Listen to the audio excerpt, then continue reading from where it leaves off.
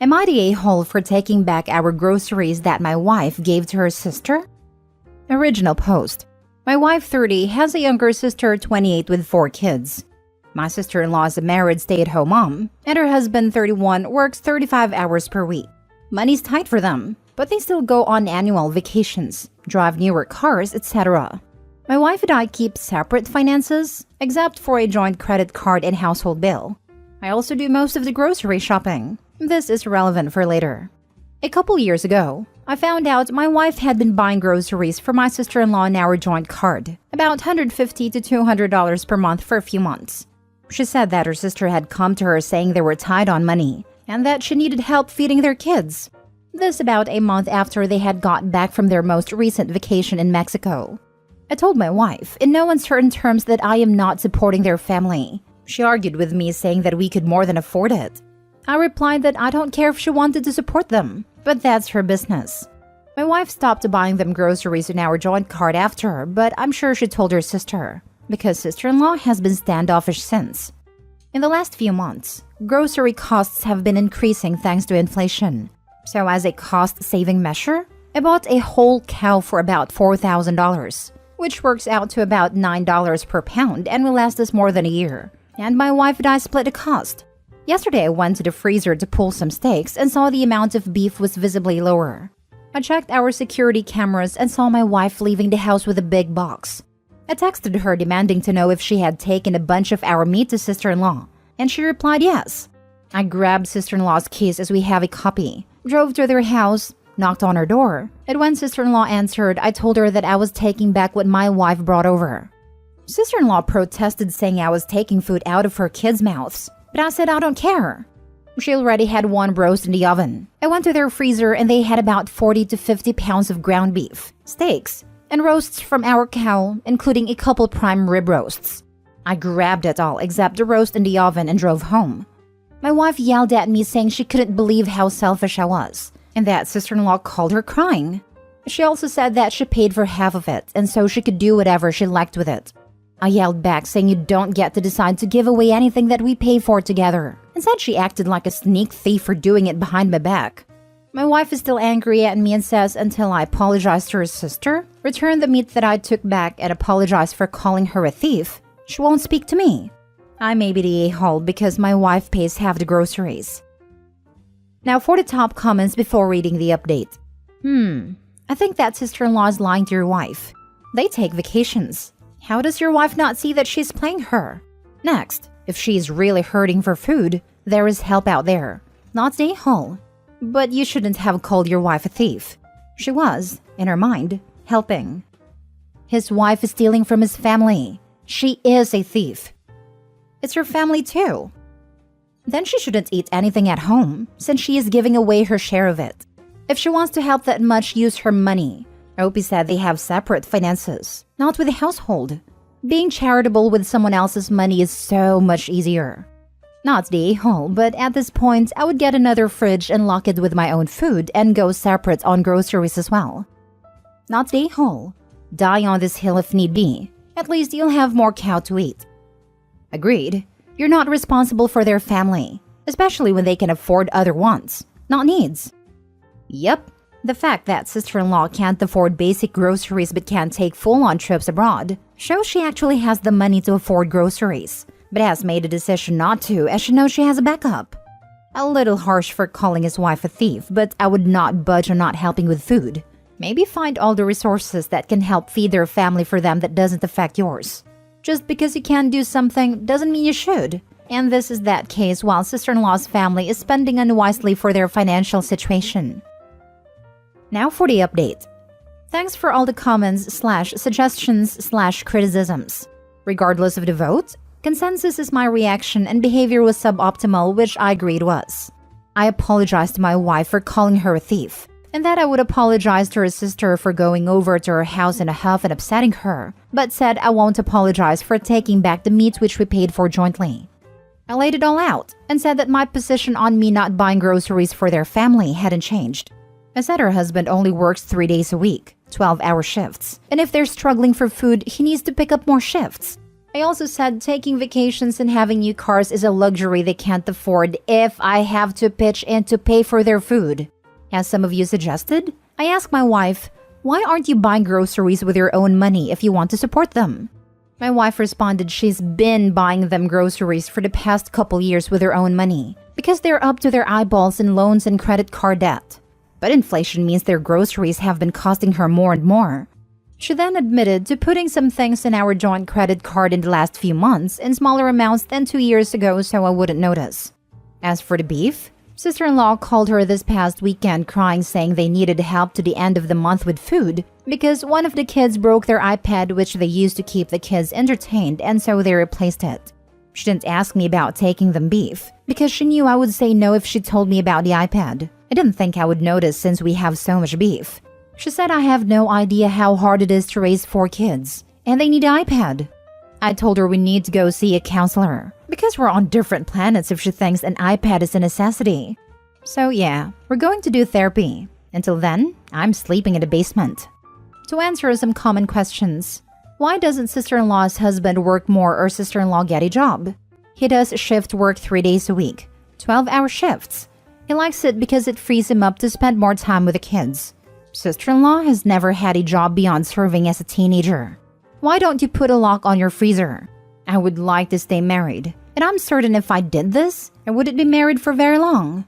Did sister-in-law and her husband pay for their vacations and cars themselves? I still don't know, but my guess would be credit cards and car loans, if they're up to their eyeballs in debt, as my wife said. Why don't you compromise in helping them? A fair compromise to me if I were to pitch in would be for them to better manage their money, as in not going on annual vacations to Mexico. The last time I raised that, my wife said I was being judgmental. Maybe I'll propose it again in counseling. What Opie's wife doesn't seem to understand is that she isn't helping her sister pay for food and necessities. She's helping her sister pay for multiple new cars and tropical vacations and other luxuries. I don't quite get how she doesn't see that. If she wasn't subsidizing her sister's family with all that cash, they would have to spend the new car money on food instead. Exactly. She's not paying for their needs. She's paying for their wants. It's worse. She is actively preventing her sister to learn how to manage money. I am not sure if Opie's wife understands managing money herself that well. What's with indulging her sister for years, jumbling priorities of food and iPads, and thinking her husband wouldn't notice when months' worth of meat were gone? You're being judgmental. Yes, exactly. He's judging them on their inability to manage their money because they keep leeching off of his. And it's right to do so. The kid broke an iPad, so they used grocery money to pay for a replacement? Get lost. This garbage enrages me, as someone who has to go to the freaking food bank to feed my kids when I was working 60 to 72 hours a week, being garnished to hell because of being scammed by AITA tech.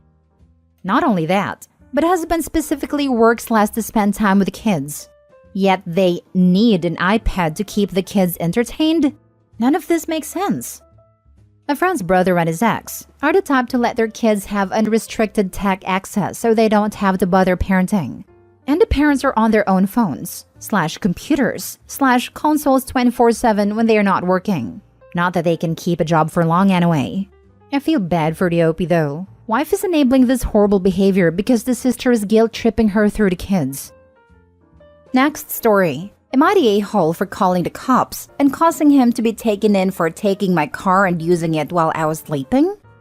So, I've been seeing this guy 30 male Kevin for several months now. We'd visit each other weekly, and last week he spent the night with me. Next morning I woke up 9 a.m. and couldn't find him nor my car. I searched for my car key that was at the bottom drawer in my son's room. I usually hide it in there and no one knows about this secret place, but couldn't find it. I freaked out and tried calling Kevin, but his phone was dead, so I ended calling the police after waiting for like 10 minutes. Shortly after, I discovered that Kevin was found with my car at the supermarket's parking lot. He was taken in by authorities and a car was returned. He was fuming at me, saying I should have not called the cops because he took the car to go buy his breakfast. In my defense, I said he never asked for my permission, and I never gave him the okay to drive it. He argued that he thought I wouldn't mind, much less escalate and call the cops after he's done a nice thing for me and my son. He said he never had issues with cops, But because of me, now they thought he was a thief. We haven't talked since then. His brother keeps berating me, saying I messed up and acted stupidly. Am I the a-hole for freaking out and calling the cops? I didn't even know how he got the key. Now for the top comments. Not the a-hole. Excuse me, has he been snooping in your child's room? Red flag. Yeah, this is where I'm hung up. Was your kid sleeping in his room when Kevin just started rummaging through his drawers? So Kevin was trying to do a nice thing for Opie and her son, which indicates that the son was home, but then she's really worried about a car and not so much about the fact that this guy was searching her child's room while Opie, and possibly her son, slept? He was fuming at me, saying I should not have called the cops because he took the car to go buy us breakfast. And to top it off, is anyone buying this excuse? Not the a-hole. That seems to be the go-to excuse when a guy steals something in the morning. Remember the guy who stole his girlfriend's debit card to buy breakfast? Now I'm wondering if that was a cover story too. Forget him literally stealing your car. But what was he doing in your son's room where I'm assuming your son was sleeping? Rifling through his stuff while you were unable to intervene because you were sleeping. This guy's a creep, and you need to keep him away from your son. He sounds like a hardcore predator. Protect your child and keep this man away from your family. Not the a-hole. Also, I highly doubt Kevin was getting you breakfast. I bet he was meeting someone in that parking lot for an exchange of something, which is why he was angry cops were involved, and he tried to flip the script and make himself look like the victim. I'm telling you, he is up to no good. Yeah, I hope Opie will come back and clarify whether or not her son was asleep in his room, because let me tell you, if an adult male was in my child's room for an extended period of time, while my child and I both slept, I'd be calling the cops in my way less than 10 minutes, and not because of my car. Last story. Am I the a-hole for not punishing my child for a simple mistake and kicking my sister out? So I, 30 female, have a little girl, 6 female. I grew up in an environment where every mistake was punishable. Dropped ice cream? No more for the rest of the month. Accidentally broke something? Grounded. So when I had my child, I swore I wouldn't punish her severely unless it was very big. So my sister, 34 female, lost her job, so I opened my doors to her and her son, 7 male. It's been going pretty okay, but I recently noticed how whenever her son would make a mistake, he'd act like it was the end of the world. For example, he and my daughter were playing tag in the house, and they accidentally knocked over a vase. I heard a crash from my office at home, and when I came, my nephew started bawling and saying he was sorry. I asked him if they were both okay, and told him that next time don't run around in the house. He looked at me in confusion before running off when he heard his mother coming. I thought that was really weird, but shrugged it off and cleaned up the mess. So last week, I took the kids to the park and my sister tagged along. I bought some ice cream for the both of them and watched them while they played. I needed to go to the bathroom, so I asked my sister to please watch the two of them while I was gone. She obliged. I come back and my daughter is crying. Her ice cream is on the ground and my sister is yelling at her while my nephew is also crying. I ask what is wrong, and my sister tells me that while running around despite my sister telling her not to, my daughter dropped her ice cream. My daughter then said that my nephew was chasing her with a worm on a stick, so she was trying to run away from him. I check up on her to make sure she hadn't hurt herself before exploding on my sister. I yelled saying she had no right to yell at my child, while she said she was just making sure my daughter didn't grow up to be a brat, seeing as I don't punish her. I told her I make sure my daughter learns from her mistakes. I'd only discipline her if it's warranted. I then told her to leave my house, to which she did the very next day. Now, I'm getting messages from my family asking me how could I turn away my sister and her son when they had nowhere to go, and I'm heartless. I feel really bad since her son did nothing wrong. So am I the a-hole? Not the a-hole. You're doing right by your girl, and you're breaking the cycle of harm, which I can personally attest is extremely difficult to do. Your sister, on the other hand, is continuing the cycle, and her poor little guy sounds terrified of her. That poor boy is going to grow up to hate his mother. That's sad. Hopefully, because that will mean he got out. Too many kids who are treated like this never get out of the dynamic. Or won't have kids at all, out of fear of inflicting them with the same toxic dynamic from childhood. Like me. Mistreated children become abusive parents. It is a cycle that some break out of, but most people do not. It sounds like you did and your sister didn't. Protecting your daughter from that is a priority. If screaming is sister's opening pitch when something goes wrong, it is hard to expect her not to do that again. It'll be a reflex. Also, she sees you as a falling down on the job and that it is her place to fix matters. This is not a good situation.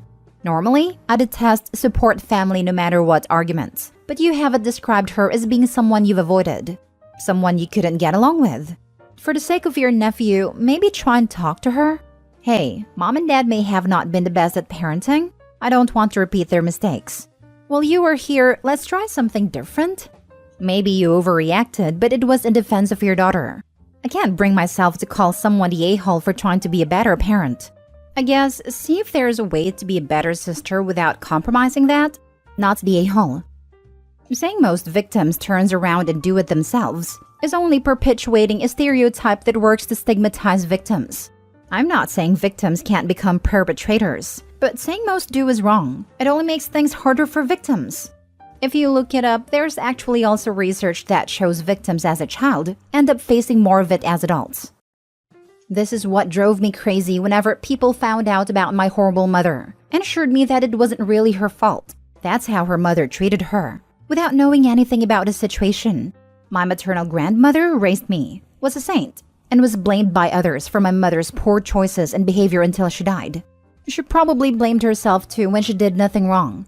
The fault rests with the abuser alone.